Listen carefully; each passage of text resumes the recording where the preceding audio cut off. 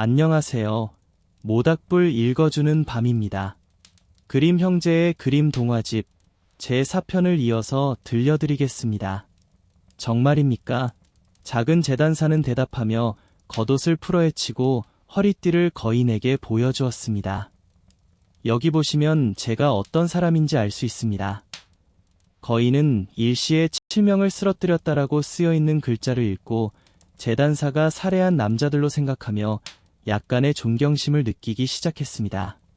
그럼에도 불구하고 그는 먼저 재단사를 시험해보고자 손에 돌을 쥐고 짰습니다. 돌에서 물이 흘러나왔습니다.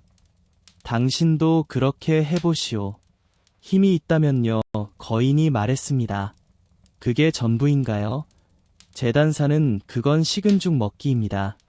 라고 말하며 주머니에서 부드러운 치즈를 꺼내 눌렀습니다.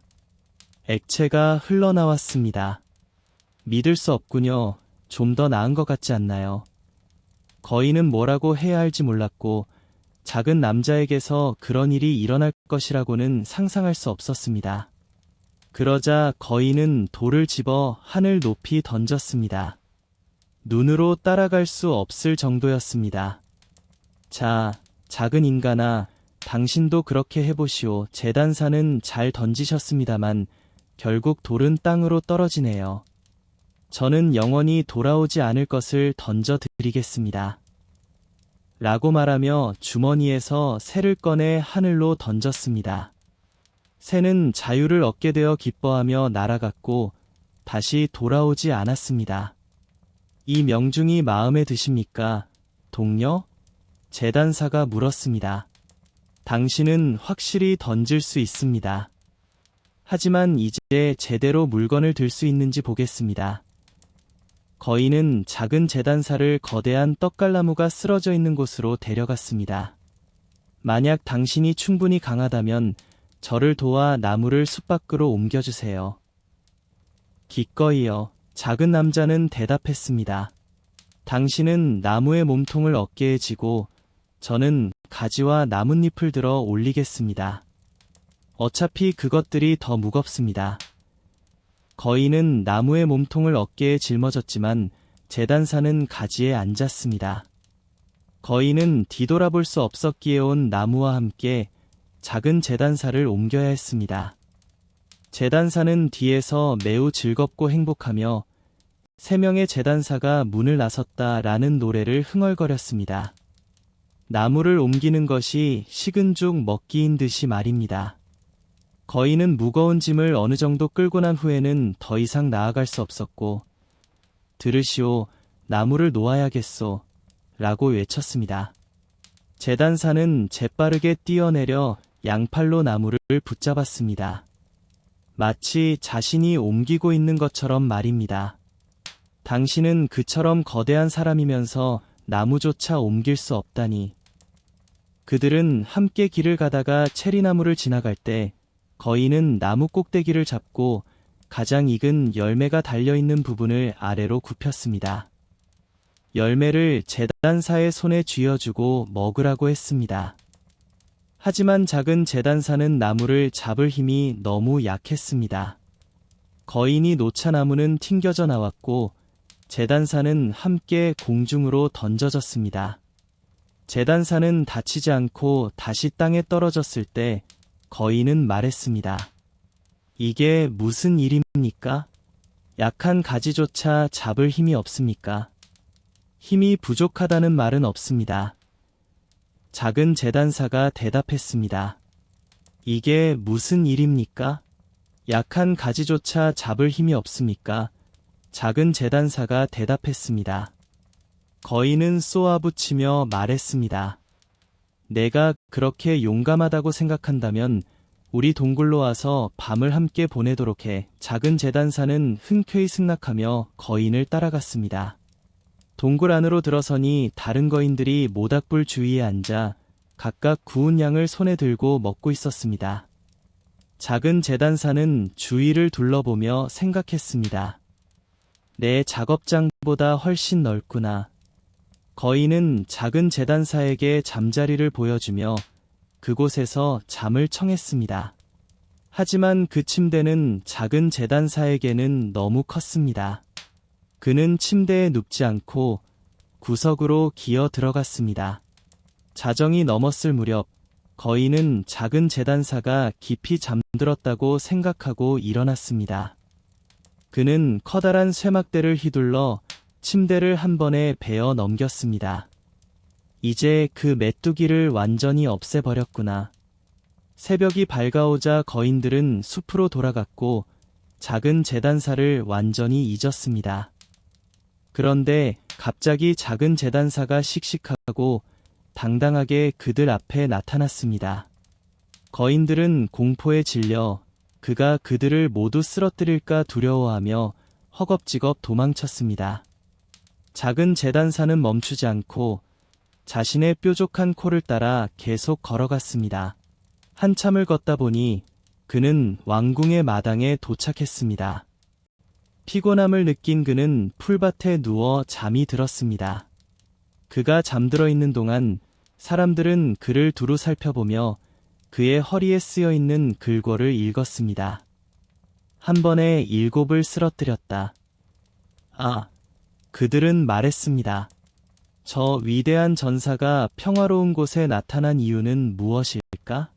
그는 분명 엄청난 영주일 것이다. 그들은 왕에게 달려가 그를 알리고 만약 전쟁이 발발한다면 이 인물이 매우 중요하고 유용한 인물이며 어떠한 경우에도 놓쳐서는 안 된다고 건의했습니다.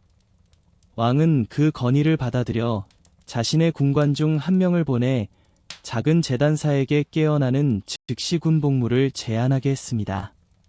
군관은 잠든 작은 제단사 옆에 서서 그가 팔을 뻗고 눈을 뜨기를 기다렸습니다. 그리고 나서 그에게 제안을 전달했습니다. 바로 이 이유로 이곳에 왔습니다. 제단사는 대답했습니다. 저는 왕의 부하가 되겠습니다. 그는 그래서 명예롭게 맞이되었고 특별한 거처가 마련되었습니다. 하지만 군인들은 작은 제단사를 싫어하며 그를 멀리 보내고 싶어 했습니다. 이게 어떻게 될까요? 그들은 속삭였습니다. 만약 우리가 그와 다투면 그는 주변을 쓸어버리며 매 블로즈마다 7명이 쓰러질 것입니다. 우리 중 누구도 그에게 맞설 수 없습니다. 그들은 결정을 내리고 단체로 왕에게 찾아가 해임해달라고 간청했습니다. 우리는 그와 함께 지낼 준비가 되지 않았습니다. 그들은 말했습니다. 한 번에 7명을 죽이는 사람과 함께 지낼 수는 없습니다. 왕은 자신의 충실한 신하들을 모두 잃게 될까 봐 유감스러웠고 제단사를 처음 만난 날이 없었으면 좋았을 것이며 그를 다시 내쫓고 싶었습니다. 하지만 그는 그를 해고할 엄두를 내지 못했습니다. 제단사가 그와 그의 백성을 모두 죽이고 왕위에 오를까봐 두려웠기 때문입니다. 그는 오랫동안 고민한 끝에 좋은 계책을 떠올렸습니다. 그는 작은 제단사에게 전령을 보내 그가 위대한 전사라는 점을 감안하여 그에게 부탁할 일이 있다고 알렸습니다. 그의 나라의 숲에 2명의 거인이 살고 있었는데 그들은 약탈과 살인, 파괴, 방화로 큰 피해를 입히고 있었고 누구도 그들에게 접근하면 죽을 위험에 처했습니다. 만약 제단사가 그 거인들을 정복하고 죽이면 그는 자신의 유일한 딸을 신부로 주고 왕국의 절반을 지참금으로 주며 또한 100명의 기병이 그를 돕기 위해 동행할 것입니다. 정말 멋진 일이로군요. 작은 제단사는 생각했습니다. 아름다운 공주님과 왕국의 절반을 매일 얻는 것은 아니잖아요. 네, 곧 거인들을 정복하겠습니다. 100명의 기병의 도움이 필요 없습니다.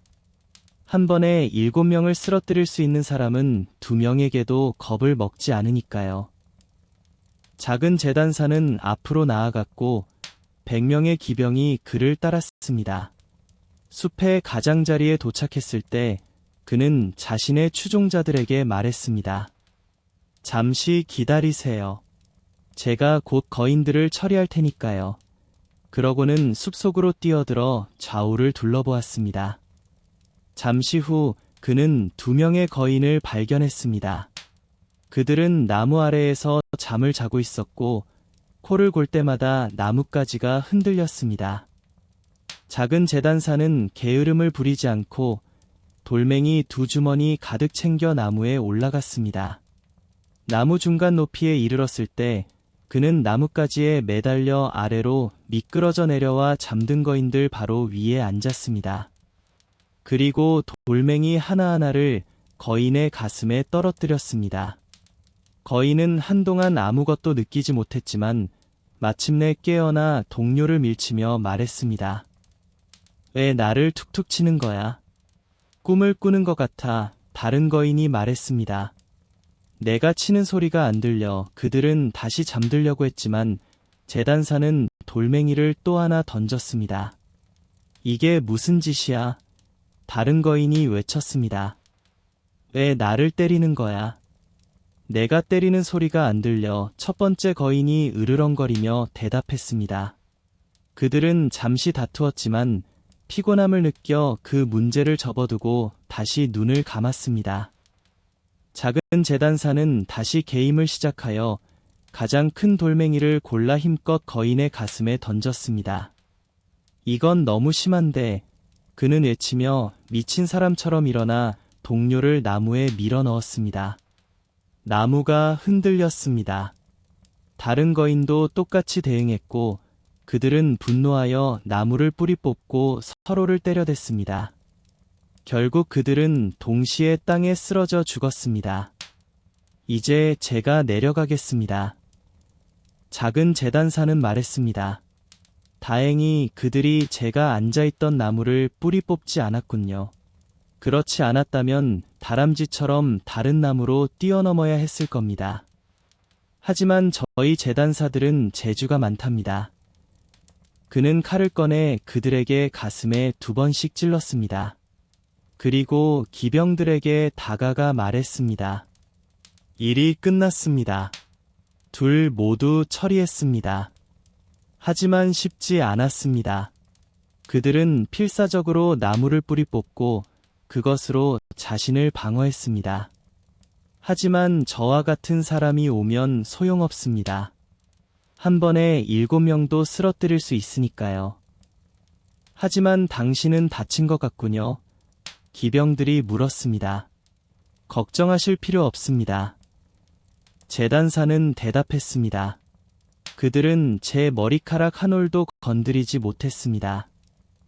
기병들은 믿지 못하고 숲으로 달려갔습니다. 그곳에서 그들은 피투성이로 수영하는 거인들과 여기저기 쓰러진 나무들을 발견했습니다.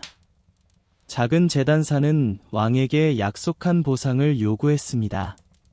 왕은 그러나 약속을 후회하며 영웅을 어떻게 처리할 수 있을지 다시 생각했습니다. 당신은 제 딸과 왕국의 절반을 받기 전에 또 다른 위협을 수행해야 합니다. 왕은 말했습니다. 숲에는 큰 해를 끼치는 유니콘이 돌아다니고 있습니다. 먼저 그것을 잡아야 합니다. 유니콘 한 마리는 2명의 거인보다 덜 무섭습니다. 한 번에 7명을 쓰러뜨리는 게 제 방식입니다. 그는 밧줄과 도끼를 챙겨 숲으로 나갔고 함께 가게 된 사람들에게 밖에서 기다리라고 말했습니다. 그는 오래 기다릴 필요가 없었습니다. 유니콘은 곧 그에게 다가와 뿔로 찌르려는 듯 달려들었습니다. 천천히, 천천히. 그렇게 빨리 할 수는 없지. 제단사는 말하며 멈춰서서 짐승이 완전히 가까이 다가올 때까지 기다렸습니다. 그리고 재빠르게 나무 뒤로 뛰어넘었습니다. 유니콘은 온 힘을 다해 나무에 달려들었고 뿔이 나무 줄기에 깊숙이 박혀 빠져나올 수 없게 되었습니다. 그렇게 유니콘은 잡혔습니다. 이제 새를 잡았군. 제단사는 말하며 나무 뒤에서 나와 밧줄을 유니콘의 목에 둘렀습니다. 그리고 도끼로 뿔을 나무에서 잘라냈습니다. 모든 준비가 끝나자 그는 짐승을 데리고 왕에게 갔습니다. 왕은 여전히 그에게 약속한 보상을 주지 않으려고 했고 3번째 요구를 했습니다. 결혼식 전에 제단사는 숲에서 큰 피해를 주는 멧돼지를 잡아야 했고 사냥꾼들이 그를 돕기로 했습니다. 기꺼이요, 제단사는 말했습니다. 어린아이 놀이입니다. 그는 사냥꾼들과 함께 숲으로 가지 않았고 그들은 그가 함께 가지 않은 것을 기뻐했습니다. 멧돼지는 그들을 여러 번 공격하여 그들이 그를 기다리고 싶어 하지 않았기 때문입니다. 멧돼지는 제단사를 발견하고 콧김을 뿜으며 송곳니를 드러내며 그를 쓰러뜨리려 했습니다. 하지만 영웅은 피하며 가까이에 있던 예배당 안으로 뛰어올라 창문 밖으로 뛰어내렸습니다. 멧돼지가 뒤쫓아왔지만 제단사는 밖을 빙빙 돌며 문을 닫아 멧돼지를 가두었습니다. 덩치가 너무 크고 어색해서 창문 밖으로 뛰어넘지 못한 멧돼지는 그대로 잡혔습니다. 작은 제단사는 사냥꾼들을 불러 직접 눈으로 죄수를 보도록 했습니다. 영웅은 왕에게 갔고 왕은 마지못해 약속을 지켜야 했습니다. 왕은 딸과 왕국의 절반을 제단사에게 주었습니다. 만약 그 앞에 서 있는 것이 용감한 영웅이 아닌 작은 제단사라는 것을 알았다면 더욱 마음이 아팠을 것입니다. 화려하지만 기쁨 없는 결혼식이 거행되었고 제단사는 왕이 되었습니다. 얼마 후 젊은 왕비는 밤에 남편의 꿈속에서 다음과 같은 말을 듣게 되었습니다. 얘야, 저고리를 만들어주고 바지를 꿰매주지 않으면 자를 휘두를 테다. 왕비는 남편의 출생 배경을 알게 되었고 다음날 아버지를 찾아가 남편을 없애달라고 애원했습니다. 남편은 결국 제단사였으니까요. 왕은 오늘 밤에는 침실 문을 열어두세요. 내 하인들이 문 밖에서 기다리고 있다가 남편이 잠들면 안으로 들어가 묶어두고 넓은 세상으로 데려다 줄배에 태울 것입니다. 라고 위로하며 말했습니다. 왕비는 이 말에 만족했습니다. 하지만 왕의 갑옷 관리인이 이 모든 것을 듣고 젊은 제단사와 친하게 지내고 있었기에 왕비의 음모를 알려주었습니다. 작은 제단사는 걱정 마세요. 제가 해결해 보겠습니다. 라고 말했습니다. 밤이 되자 제단사는 평소처럼 아내와 함께 잠자리에 들었습니다. 왕비는 제단사가 잠든 줄로 착각하고 일어나 문을 열었다가 다시 잠자리에 들었습니다. 제단사는 잠든 척하며 큰 소리로 외쳤습니다. 얘야, 저고리를 만들어주고 바지를 꿰매주지 않으면 자를 휘두를 테다. 나는 한 번에 7마리의 짐승을 쓰러뜨렸고 2명의 거인을 죽였으며 유니콘을 잡아왔고 멧돼지도 잡았는데 방 밖의 사람들을 두려워해야 할까? 하인들은 제단사의 말을 듣고 큰 공포에 휩싸여 마치 맹렬한 사냥꾼이 뒤쫓아오는 듯이 도망쳤고 그 누구도 제단사에게 더 이상 도전할 엄두를 내지 못했습니다. 그렇게 작은 제단사는 생을 마감할 때까지 왕으로 살았습니다. 깊은 숲 옆에는 가난한 나무꾼과 그의 아내 그리고 2 아이가 살았습니다. 아이들은 각각 한젤과 그레텔이라 불렸습니다. 먹을 것이 부족했고 흉년이 들자 일용할 양식조차 구할 수 없게 되었습니다. 나무꾼은 밤에 잠자리에 누워 이 문제를 걱정하며 뒤척이며 아내에게 말했습니다. 우리는 어떻게 되는 것일까? 우리는 어떻게 가난한 우리 아이들을 먹여 살릴 수 있을까요? 우리 스스로도 겨우 먹고 살기 힘들 텐데요.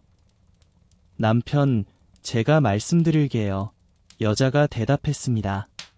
내일 아침 일찍 아이들을 숲으로 데려가 가장 깊은 곳에 불을 지펴주고 각각 빵 한 조각씩 더 주고 저희는 일을 하러 가 아이들을 혼자 두고 올 거예요.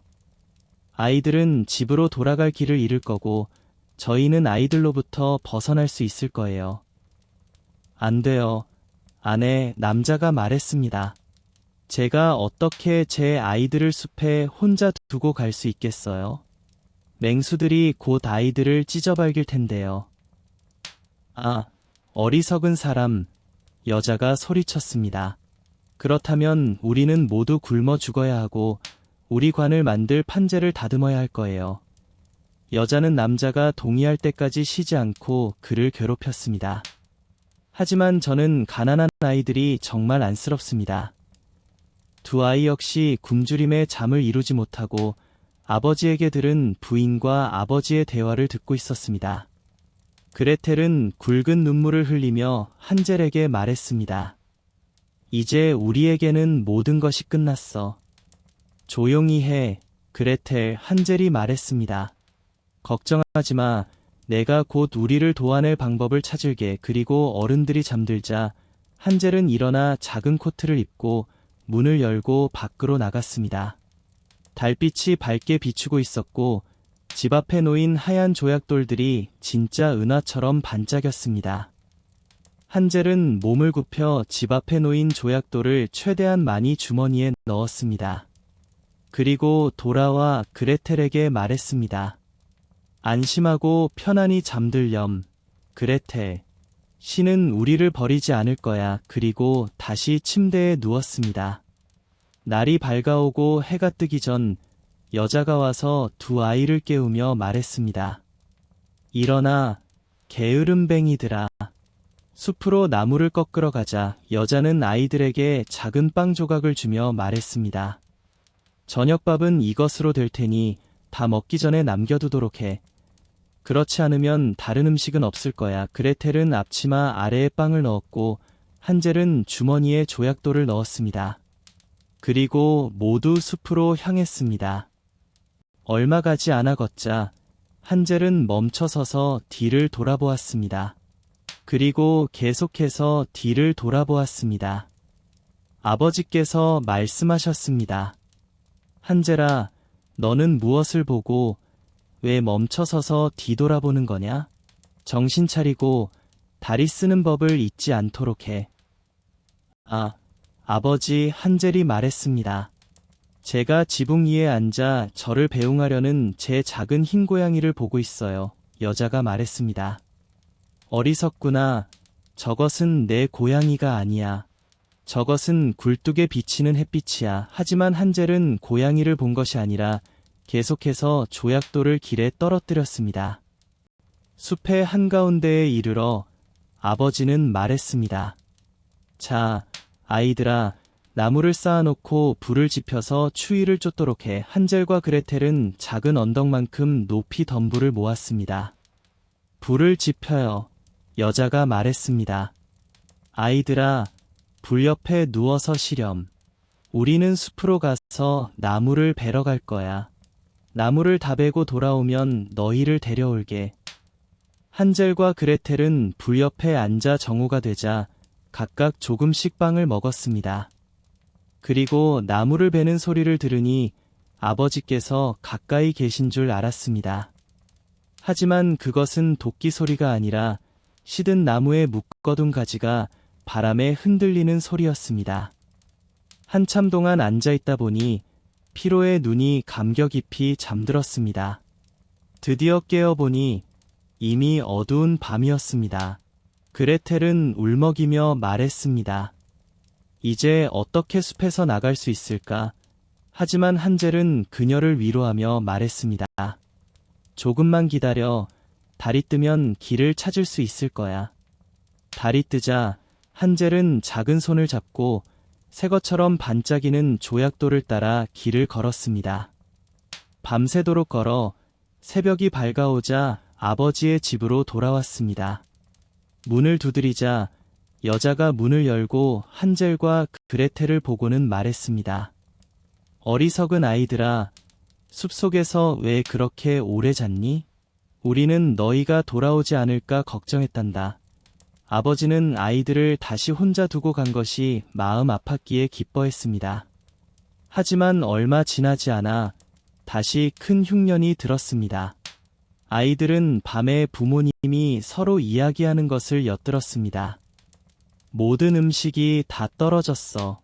남은 빵 절반 조각으로는 살 수 없어. 아이들을 더 깊은 숲으로 데려다 놓아야 해. 그러면 아이들도 길을 찾지 못할 거야. 다른 방법이 없어.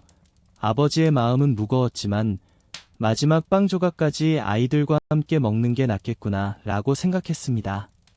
하지만 여자는 그의 말을 듣지 않고 꾸짖고 나무랐습니다. A라고 말하는 사람은 B라고 말해야 한다. 처음 양보한 만큼 두 번째 양보도 해야 했습니다.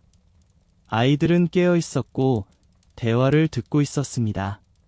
늙은 부모님이 잠든 후 한젤은 다시 일어나 이전처럼 조약돌을 주워 올 생각했지만 여자가 문을 잠가서 나갈 수 없었습니다. 하지만 그는 작은 손을 위로하며 말했습니다. 울지 마, 그레텔. 조용히 잠들렴. 착한 신이 우리를 도와줄 거야. 이른 아침, 여자가 아이들을 침대에서 데리고 나왔습니다. 빵 조각도 받았지만 이전보다 더 작았습니다. 숲으로 가는 길에 한젤은 주머니에 빵을 부수고 자주 멈춰서서 한 조각을 땅에 떨어뜨렸습니다. 한젤아, 왜 멈춰서서 뒤돌아보느냐? 아버지가 물었습니다. 가거라. 지붕 위에 앉아 저와 작별 인사를 하고 싶어하는 저 작은 비둘기를 보고 있었어요. 한젤이 대답했습니다. 어리석다. 여자가 말했습니다. 저것은 내 비둘기가 아니야. 저것은 굴뚝에 비치는 아침 햇빛이란다. 한젤은 조금씩 부스러기를 길에 뿌렸습니다. 여자는 아이들을 더욱 깊은 숲속으로 데려갔고 그들은 그곳에 온 적이 없었습니다. 다시 큰 불을 피우고 여자는 말했습니다. 얘들아, 그냥 거기 앉아 있어. 피곤하면 잠시라도 자렴. 우리는 숲에 나무를 하러 가고 저녁이 되면 너희를 데려올게. 정오가 되자 그레텔은 길에 뿌린 한젤의 빵 조각을 나눠 먹었습니다. 그리고 그들은 잠이 들었고 저녁 시간이 흘러도 아무도 가난한 아이들을 데려오지 않았습니다. 어두운 밤이 되어서야 깨어났고 한젤은 어린 여동생을 위로하며 말했습니다. 기다려, 그레텔아. 달이 뜨면 내가 뿌려놓은 빵 부스러기를 볼 수 있을 거야. 그것들이 우리에게 집으로 가는 길을 보여줄 거야. 달이 뜨자 그들은 길을 나섰지만 빵 부스러기는 찾을 수 없었습니다. 숲과 들판을 날아다니는 수많은 새들이 모두 주워갔기 때문입니다. 한젤은 그레텔에게 말했습니다. 우리는 곧 길을 찾을 수 있을 거야. 하지만 그들은 길을 찾지 못했습니다. 그들은 밤새도록 그리고 다음날 아침부터 저녁까지 걸었지만 숲에서 빠져나오지 못했고 매우 배가 고팠습니다. 땅에 자라난 몇 개의 열매 외에는 아무것도 먹을 것이 없었기 때문입니다. 너무 지쳐서 다리가 움직이지 않자 그들은 나무 아래에 누워 잠이 들었습니다. 그들은 아버지의 집을 떠난 지 사흘째 되는 날이었습니다. 그들은 다시 걷기 시작했지만 항상 숲속 더 깊은 곳으로 들어갔습니다. 만약 곧 도움이 오지 않는다면 그들은 굶주림과 피로로 죽게 될 것입니다. 정오가 되자 그들은 한 그루의 가지에 앉아있는 아름다운 눈부시게 하얀 새를 보았습니다. 새는 너무나 아름다운 노래를 불렀기에 그들은 멈춰서서 귀 기울여 들었습니다. 노래가 끝나자 새는 날개를 펴고 그들 앞에 날아갔고 그들은 새를 따라가 작은 집 앞에 도착했습니다. 그들은 작은 집의 지붕이 빵으로 덮여 있고 장식이 과자로 되어 있으며 창문은 맑은 사탕으로 만들어져 있음을 보았습니다. 우리는 그걸 뜯어 먹어야겠다. 한젤이 말했습니다. 맛있는 식사를 할 수 있을 거야. 나는 지붕을 조금 뜯어 먹고 그레텔아, 너는 창문을 조금 먹어. 달콤할 거야. 한젤은 위로 뻗어 지붕을 조금 뜯어 맛을 보려고 했고 그레텔은 창문에 기대어 툭툭 씹었습니다. 그러자 안에서 부드러운 목소리가 울려 퍼졌습니다. 툭툭, 툭툭, 갉아먹네. 내 작은 집을 갉아먹는 사람은 누구일까? 아이들은 대답했습니다. 바람, 바람. 하늘에서 온 바람이야. 아이들은 아무렇지도 않게 계속 먹었습니다. 한젤은 지붕을 뜯어 맛보더니 그레텔은 창문을 툭툭 씹으며 즐거워했습니다. 그때 문이 열리더니 지팡이를 짚고 기어나온 늙은 여자가 나타났습니다. 한젤과 그레텔은 너무 놀라 손에 든 것을 떨어뜨렸습니다. 늙은 여자는 고개를 끄덕이며 말했습니다. 어머, 귀여운 아이들이 누구 덕분에 왔니? 어서 들어와서 함께 있거라. 아무 해도 받지 않으리. 그녀는 아이들의 손을 잡고 작은 집 안으로 데려갔습니다. 따뜻한 음식이 차려졌습니다. 우유와 팬케이크, 그리고 설탕, 사과, 견과류가 놓여 있었습니다. 그 후에는 예쁜 침대 2개가 깨끗한 흰 린넨으로 덮여 있었고 한젤과 그레텔은 그곳에 누워 천국에 있는 듯했습니다. 하지만 늙은 여자는 친절한 척했을 뿐 사실은 아이들을 기다리는 사악한 마녀였습니다. 아이들을 유인하기 위해 작은 집을 지은 것이었습니다. 아이가 그녀의 손에 들어가면 죽여서 요리해 먹었고 그날은 잔치일이었습니다. 마녀는 눈이 빨갛고 멀리 보이지 않지만 짐승처럼 후각이 예민하여 사람 냄새를 맡을 수 있습니다. 한젤과 그레텔이 그녀의 근처에 오자 마녀는 악의적으로 비웃으며 말했습니다. 내 손에 넣었어. 이번에는 절대 도망갈 수 없을 거야. 새벽이 되기도 전에 아이들이 잠들기 전 그녀는 아이들이 잠들어 통통하고 붉은 볼을 하고 있는 모습을 보며 혼잣말했습니다. 이거 참 맛있겠군. 그러자 그녀는 쭈글쭈글한 손으로 한젤을 잡고 작은 마구간으로 데려가 문 뒤에 가두었습니다. 아무리 소리쳐도 소용없었습니다. 그녀는 그레텔에게 가서 흔들어 깨우며 말했습니다. 일어나, 게으름뱅이야. 물을 가져와서 내 오빠를 위해 맛있는 음식을 만들어줘. 오빠는 마구간 밖에 있으니 살을 찌워야 해. 살이 찌면 먹을 거야. 그레텔은 슬피 울기 시작했지만 소용없었습니다. 마녀가 명령한 대로 해야 했습니다. 가난한 한젤을 위한 최고의 음식이 요리되었지만 그레텔은 게딱지 조각밖에 먹을 수 없었습니다. 매일 아침 마녀는 마구간으로 기어 들어가 말했습니다. 한젤아, 내 손가락을 내밀어봐. 내가 곧 살이 찔지 확인해 볼까. 한젤은 작은 뼈를 내밀었고 시력이 나쁜 늙은 마녀는 그것을 한젤의 손가락으로 착각하고 깜짝 놀랐습니다.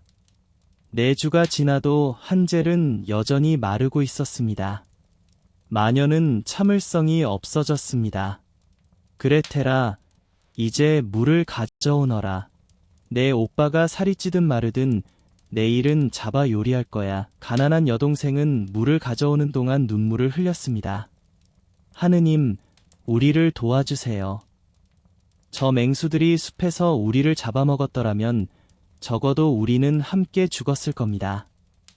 조용히 하세요. 늙은 여자가 말했습니다. 그건 아무 도움이 안 될 거예요. 이른 아침, 그레텔은 솥에 물을 붓고 끓이고 불을 지펴야 했습니다. 먼저 빵을 구워야겠구나, 여자가 말했습니다. 이미 오븐을 달구고 반죽도 해놓았으니. 여자는 불쌍한 그레텔을 불길이 뿜어져 나오는 오븐 쪽으로 밀어냈습니다. 안으로 들어가서 제대로 뜨거워졌는지 확인해 보렴, 여자가 말했습니다. 빵을 넣을 수 있도록 말이야. 하지만 그레텔이 오븐 안으로 들어가자 여자는 문을 닫아 그녀를 오븐에 구워 넣고 그 다음에 그녀도 먹을 생각했습니다. 하지만 그레텔은 여자의 속셈을 알아채고 말했습니다. 어떻게 들어가야 할지 모르겠어요. 어떻게 들어가는 거죠? 어리석은 녀석이군, 여자가 말했습니다. 문이 충분히 커다란데 잘 봐요. 나도 들어갈 수 있잖아. 여자는 몸을 굴곡하며 오븐 안으로 머리를 쑤셔 넣었습니다. 그러자 그레텔은 힘껏 밀어 넣어 여자를 오븐 안으로 더 깊숙이 밀어넣고 철문을 닫아 빗장을 걸었습니다. 그때 여자는 끔찍하게 울부짖기 시작했지만 그레텔은 달려나갔고 악독한 여자는 불타 죽었습니다. 그레텔은 번개처럼 달려 한젤에게 갔고 그의 작은 마구간 문을 열었습니다. 한젤아, 우리가 구원받았어. 늙은 마녀는 죽었어.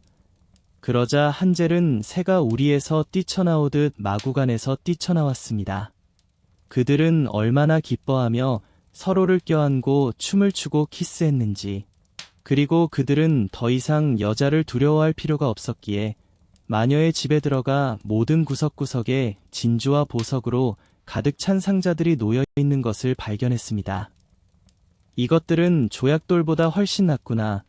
한젤이 말하며 주워 담을 수 있는 것들을 모두 주머니에 넣었고 그레텔은 나도 뭔가 가져가야지 라며 자신의 앞치마를 가득 채웠습니다.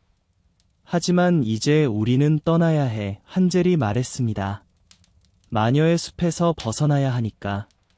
2시간 동안 걸어간 후 그들은 넓은 물줄기를 만났습니다. 건널 수 없어. 한젤이 말했습니다. 발 디딜 곳도 다리도 없어. 배도 없어. 그레텔이 대답했습니다. 하지만 하얀 오리가 헤엄치고 있네. 내가 물어보면 도와줄 거야. 그러자 그녀는 외쳤습니다. 작은 오리야, 작은 오리야, 보고 있니? 한젤과 그레텔이 너를 기다리고 있단다. 발 디딜 곳도 다리도 보이지 않네. 하얀 털을 가진 내 등에 태워 우리를 건너가 줘. 오리는 그들에게 다가왔고 한젤은 오리 등에 올라타 여동생에게도 함께 타라고 말했습니다. 안 돼, 그레텔이 말했습니다. 그건 작은 오리에게 너무 무거울 거야. 오리는 우리를 한 번씩 번갈아 가며 태워다 줄 거야. 착한 오리는 그렇게 했습니다. 그리고 안전하게 물을 건너 짧은 거리를 걸었을 때 숲이 점점 더 익숙하게 느껴졌고 마침내 멀리서 아버지의 집을 볼 수 있었습니다. 그러자 그들은 달려가 방으로 뛰어들어가 아버지의 목에 안겼습니다. 아버지는 아들들을 숲에 두고 온 이후로 단 1시간도 행복하게 보낸 적이 없었고 어머니는 이미 세상을 떠났습니다. 모든 걱정이 사라지고 그들은 완벽한 행복 속에서 함께 살았습니다. 제 이야기는 여기서 끝입니다. 쥐 한 마리가 뛰어다니네요. 잡는 사람이 있다면 그 쥐로 멋진 털모자를 만들어 보세요. 쥐, 새, 그리고 소시지 이야기입니다. 옛날 아주 먼 옛날 쥐 한 마리, 새 한 마리, 그리고 소시지 한 마리가 동업하여 함께 살았습니다. 오랫동안 모든 것이 잘 풀렸습니다. 그들은 풍족하게 살았고 꽤 많은 양의 식량을 비축할 수 있었습니다. 새의 역할은 매일 숲으로 가서 장작을 가져오는 것이었고 쥐는 물을 가져왔고 소시지는 요리를 담당했습니다. 사람들이 너무 풍족하게 살면 새로운 것을 갈망하기 마련입니다. 어느 날 새가 숲에서 다른 새를 만나 자신의 집안 살림이 얼마나 훌륭한지 자랑스럽게 이야기했습니다. 하지만 다른 새는 그 새가 어리석은 짓을 하며 힘들게 일하고 다른 두 녀석은 집에 남아 편안하게 지낸다고 비웃었습니다. 쥐가 불을 피우고 물을 가져오면 자신의 작은 방으로 들어가 쉬고 다음 식사 준비가 될 때까지 기다릴 수 있었습니다. 소시지는 냄비를 지켜 음식이 제대로 익도록 곁눈질만 하면 되었고 저녁 시간이 가까워지면 냄비 속으로 풍덩 빠지거나 채소 사이를 굴러다니면 버터와 소금이 뿌려져 먹을 준비가 된 것입니다. 새가 장작을 지고 돌아와 짐을 내려놓으면 그들은 함께 식탁에 앉아 식사를 하고 배불리 잠을 잘 수 있었습니다. 정말 즐거운 삶이었습니다. 하지만 다른 새의 말에 영향을 받은 새는 다음날 아침 장작을 가져오지 않고 다른 녀석들에게 자신도 오랫동안 일해왔고 어리석은 짓을 했다고 말하며 이제 변화를 주고 다른 방식으로 일을 분담해야 한다고 주장했습니다. 쥐와 소시지가 애원하고 부탁해도 소용없었습니다. 새는 상황을 통제했고 새로운 시도를 해야 했습니다. 그래서 그들은 제비를 뽑기로 했는데 숲으로 장작을 가져가는 것은 소시지, 요리는 쥐, 물을 가져오는 것은 새에게 돌아갔습니다. 그런데 무슨 일이 벌어졌을까요? 소시지는 장작을 찾으러 나섰고, 새는 불을 피웠고, 쥐는 냄비에 물을 넣었습니다. 그리고 이들은 소시지가 다음날 쓸 장작을 가지고 돌아올 때까지 기다렸습니다. 하지만 소시지는 너무 오래 돌아오지 않았고 그들은 불안해졌습니다. 새는 소시지를 만나러 날아갔습니다. 멀리 가지 않았는데 개 한 마리가 소시지를 만나 자신의 먹잇감으로 여겨 잡아 삼켜버렸습니다. 새는 개에게 이 도둑질에 대해 항의했지만 아무 소용이 없었습니다. 개는 소시지가 가짜 신분증을 가지고 있었다고 말하며 그 때문에 목숨을 잃었다고 주장했습니다. 새는 슬픈 마음으로 나무를 주워들고 집으로 돌아갔습니다. 그리고 쥐에게 자신이 보고 들은 이야기를 모두 털어놓았습니다. 둘 다 매우 불행했지만 최선을 다하고 서로를 지켜보자고 약속했습니다. 그래서 새는 상을 차리고 쥐는 음식을 관리했습니다. 쥐는 소시지와 같은 방식으로 요리하고 싶었습니다. 채소 속에서 굴러다니며 소금과 버터를 묻히려고 했습니다. 그러다 냄비 안으로 뛰어들었지만 깊숙한 곳에 도달하기도 전에 털과 피부는 물론 목숨마저 잃고 말았습니다. 얼마 지나지 않아 새가 들어와 저녁 식사를 준비하려 했지만 요리사는 어디에도 보이지 않았습니다. 당황한 새는 나무를 여기저기 흩어놓고 불렀지만 요리사는 찾을 수 없었습니다. 그러다 마구 흩어진 나무 조각들이 불을 붙여 타오르기 시작했습니다. 새는 서둘러 물을 가져오려 했지만 물통이 우물 속으로 떨어졌고 새 또한 함께 떨어져 빠져나오지 못해 익사하고 말았습니다. 옛날 아주 먼 옛날 두 딸을 둔 호라비가 살았습니다. 한 딸은 아름답고 부지런했지만 다른 딸은 못생기고 게으름을 틉니다. 어머니는 못생기고 게으른 딸을 더 아꼈는데 왜냐하면 그녀의 친딸이었기 때문입니다. 그래서 다른 딸, 즉 의붓딸은 집안의 모든 일을 도맡아 해야 했고 마치 신데렐라처럼 가족 내에서 소외되었습니다. 의붓어머니는 매일 소녀에게 길가 높은 길가의 우물 곁에 앉아 손가락이 피투성이가 될 때까지 실을 잣도록 시켰습니다. 어느 날 우연히 피가 실에 묻었고 소녀가 우물 곁에서 씻으려 하자 실이 갑자기 손에서 떨어져 우물 속으로 빠졌습니다. 소녀는 불행한 일을 이야기하러 집으로 달려갔지만 의붓어머니는 혹독하게 대하며 심하게 꾸짖은 후 냉정하게 말했습니다. 실을 우물에 떨어뜨렸으니 직접 가서 그것을 꺼내 와야 한다. 소녀는 무엇을 해야 할지 몰라 우물로 돌아갔고 결국 절망에 빠져 실을 찾으려 물속으로 뛰어들었습니다. 그녀는 아무것도 기억하지 못하고 아름다운 꽃들이 가득한 햇살 가득한 초원에 깨어났습니다. 소녀는 초원을 걸었고 잠시 후 빵이 가득한 빵 굽는 오븐을 발견했습니다. 빵들은 우리를 꺼내줘, 꺼내줘. 그렇지 않으면 잿더미가 될 거야. 우리는 이미 오래전에 다 구워졌어. 라고 외쳤습니다. 그래서 소녀는 빵삽으로 빵을 모두 꺼냈습니다. 조금 더 걸어가니 사과가 주렁주렁 열린 나무가 있었습니다. 나무는 흔들어줘, 흔들어줘, 제발, 이라고 외쳤습니다. 우리 사과 하나도 모두 익었어. 그래서 소녀는 나무를 흔들었고 사과가 비처럼 쏟아져 내렸습니다. 소녀는 계속 흔들었지만 결국 나무에서 사과가 하나도 남지 않았습니다. 그리고는 조심스럽게 사과를 모아 더미를 만들고 다시 걸어갔습니다. 다음으로 소녀는 작은 집을 발견했고 그곳에서 커다란 이빨을 가진 늙은 여자를 보았습니다. 소녀는 겁에 질려 뒤돌아 도망치려 했습니다. 하지만 늙은 여자가 소녀를 부르며 말했습니다. 무서워하는 게 뭐야? 얘야, 내 곁에 있어. 내 집안일을 제대로만 해준다면 너를 아주 행복하게 만들어줄게. 하지만 침구를 제대로 펴도록 조심해야 해. 깃털이 흩날리도록 아주 꼼꼼하게 흔들어야 해. 그래야 아래 세상 사람들이 눈이 온다고 생각하거든. 나는 홀레 어머니란다. 늙은 여자가 너무나 친절하게 말했기에 소녀는 용기를 내어 늙은 여자의 곁에서 일하기로 했습니다. 소녀는 늙은 여자의 말대로 모든 일을 꼼꼼히 했고 침구를 칠 때마다 힘껏 흔들어 깃털이 마치 눈꽃처럼 흩날리게 했습니다.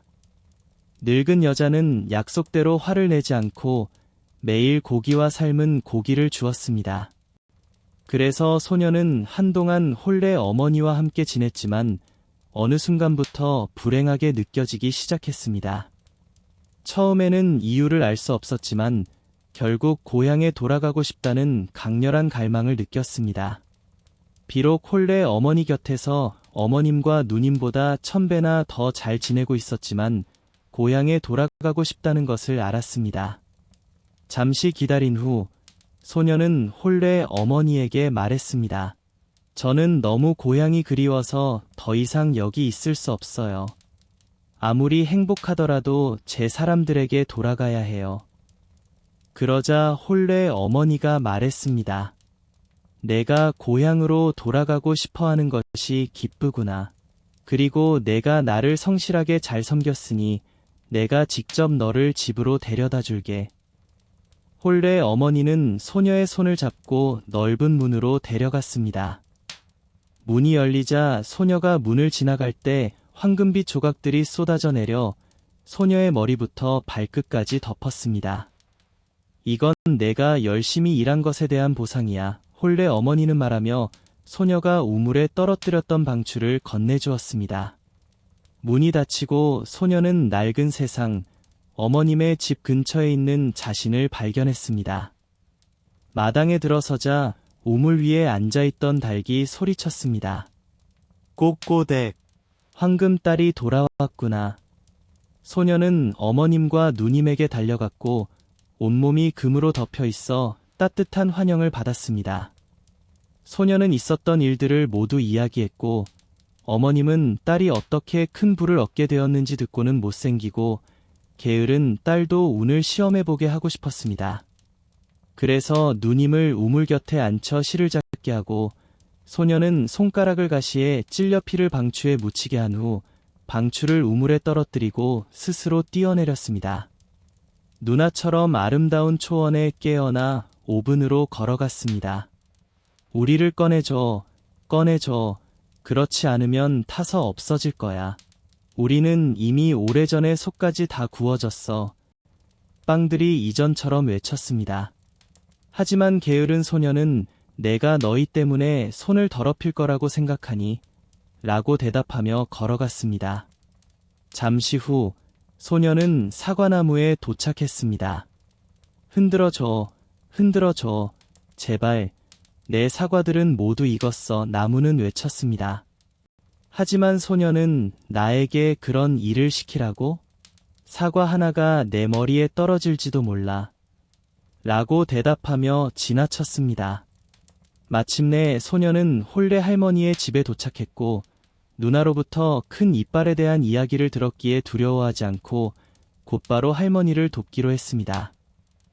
첫날은 매우 순종적이고 부지런하게 일하며 홀레 할머니를 기쁘시게 하려고 노력했습니다. 소녀는 보답으로 받을 금화를 생각하고 있었기 때문입니다. 하지만 다음 날부터는 일에 소홀해지기 시작했고 그 다음 날에는 더욱 게으름을 피웠습니다.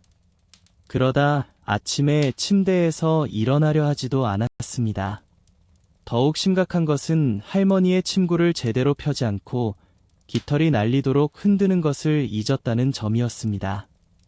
그래서 홀레 할머니는 곧 소녀에게 실망하여 가게 되었다고 말했습니다. 게으른 소녀는 이 소식을 듣고 기뻐하며 생각했습니다. 금화는 곧 내 것이 될 거야. 홀레 할머니는 소녀의 누나가 그랬던 것처럼 넓은 문으로 안내했습니다. 하지만 금화 대신 커다란 양동이 가득한 피치가 소녀에게 쏟아져 내렸습니다. 이것은 내가 한 일에 대한 보상이야. 할머니는 말하며 문을 닫았습니다. 그래서 게으른 소녀는 피투성이로 집으로 돌아가야 했습니다. 우물가의 닭이 소녀를 보자 꼬꼬댁, 내 더러운 딸이 돌아왔구나 라고 외쳤습니다. 하지만 소녀는 아무리 애를 써도 피를 떼어낼 수 없었고 평생 동안 피가 몸에 달라붙어 있었습니다. 작은 빨간 망토. 옛날 아주 착한 어린 소녀가 있었는데 누구든지 그녀를 보면 사랑했고 특히 할머니는 그녀에게 무엇이든 해주고 싶어 했습니다.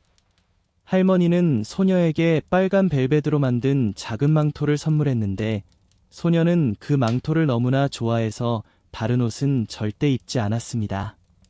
그래서 사람들은 그녀를 작은 빨간 망토라고 불렀습니다. 어느 날 소녀의 어머니가 말했습니다. 작은 빨간 망토야, 여기 케이크 조각과 포도주 병이 있다. 할머니에게 가져다 줘. 할머니는 아프고 힘드니 이 음식이 할머니에게 좋을 거야. 날씨가 더워지기 전에 나가고 길에서 뛰어다니거나 길을 벗어나지 않도록 조심해야 한다. 그렇지 않으면 넘어질 수도 있고 병이 깨질 수도 있으며 할머니는 아무것도 받지 못하게 될 거야. 그리고 할머니 방에 들어갈 때는 안녕하세요라고 인사하는 것을 잊지 말고 들어가기 전에 구석구석 엿보지 않도록 해. 엄마 말씀을 잘 듣겠습니다. 작은 빨간 망토는 어머니에게 대답하며 손을 잡았습니다. 할머니는 마을에서 숲속에 살고 있었는데 마을에서 반 리그 정도 떨어진 곳이었습니다. 작은 빨간 망토가 숲으로 들어서자 늑대가 소녀를 만났습니다. 빨간 망토는 늑대가 얼마나 흉악한 존재인지 알지 못했고 전혀 두려워하지 않았습니다. 안녕하세요. 작은 빨간 망토, 늑대는 말했습니다. 감사합니다. 늑대님. 어디로 그리 서둘러 가느냐? 작은 빨간 망토야? 할머니 댁에 가요. 치마폭에는 무엇을 넣어 두었니? 케이크와 와인이에요. 어젯빵을 구웠으니 아픈 할머니께서 드시고 힘을 내실 수 있도록 맛있는 음식을 가져다 드리려고요. 할머니는 어디에 사시니? 작은 빨간 망토야. 마을에서 숲속으로 조금 더 걸어 들어가면 돼요. 큰 떡갈나무새 그루 아래에 할머니 댁이 있고 밤나무는 바로 아래에 있답니다. 분명히 알고 계실 거예요. 작은 빨간 망토가 대답했습니다. 늑대는 속으로 생각했습니다. 참 순진한 어린 소녀로군. 꽤 통통해서 늙은 할머니보다 먹음직스러울 거야. 둘 다 잡기 위해 교활하게 행동해야겠구나. 그래서 늑대는 잠시 동안 작은 빨간 망토 옆을 걸으며 자, 작은 빨간 망토야. 주변 꽃들이 얼마나 예쁜가. 둘러보지 않니? 새들의 지저귀는 소리도 잘 듣지 못하는 것 같구나. 학교에 가는 것처럼 엄숙하게 걷고 있잖아. 숲속의 모든 것이 즐거운데 말이야. 라고 말했습니다. 작은 빨간 망토는 고개를 들어 주변을 둘러보았습니다. 햇빛이 나무 사이로 춤추고 예쁜 꽃들이 여기저기 피어있는 모습을 보며 생각했습니다. 할머니께 신선한 꽃다발을 만들어 드릴까? 할머니께서도 기뻐하실 거야. 아직 이른 시간이니까 충분히 도착할 수 있겠지 하고 길에서 벗어나 꽃을 찾기 위해 숲속으로 뛰어 들어갔습니다. 꽃을 하나 딸 때마다 더 예쁜 꽃이 더 멀리 있는 것 같아 쫓아갔고 그렇게 점점 숲속 깊은 곳으로 들어갔습니다. 한편 늑대는 곧장 할머니 댁으로 달려가 문을 두드렸습니다. 누구세요? 작은 빨간 망토예요. 케이크와 와인을 가져다 드립니다. 문을 여세요. 늑대가 흉내냈습니다. 걸쇠를 올려봐. 할머니가 외쳤습니다. 너무 약해서 일어설 수 없어. 늑대는 걸쇠를 올렸고 문이 열렸습니다. 늑대는 아무 말 없이 곧장 할머니 침대로 가서 할머니를 삼켜버렸습니다. 그리고 할머니의 옷을 입고 할머니의 모자를 쓰고 침대에 누워 이불을 덮었습니다. 작은 빨간 망토는 꽃을 따고 다니던 중 꽃을 잔뜩 꺾어 더 이상 들고 다닐 수 없을 때쯤 할머니를 기억하고 할머니 댁으로 향했습니다. 집 문이 활짝 열려 있는 것을 보고 안으로 들어가니 이상한 느낌이 들어 혼잣말했습니다. 어머나, 오늘따라 마음이 너무 불안한걸. 평소에는 할머니와 함께 있는 게 얼마나 좋은데. 안녕하세요. 라고 불렀지만 아무런 대답이 없었습니다. 그래서 침대 쪽으로 가서 이불을 걷어 올렸습니다. 그곳에는 할머니가 모자를 깊게 눌러쓰고 매우 이상한 모습으로 누워 있었습니다. 제 4편은 여기까지입니다. 이야기는 다음 편에서 계속됩니다.